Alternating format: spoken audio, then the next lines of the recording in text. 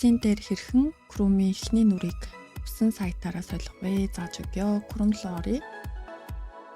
За, хаахын доор байгаа 3 цэгийг дараад доороос 2 дахь setting даръя. Settings гэхин зүүн талын товчийг дараад on start topic дараад 3 дахь set of pages-ийг дараад хайдаа new page дээр дараад Google гэж миний их болдог вебсайт хийгээд солонгос вебсайт хийж.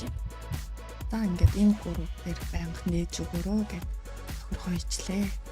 За уушаад үзье. Тэмлэрий. Миний өгсөн Avon сайт Google гээд энэ гурав маа байнга гарч ирж байх боллоо.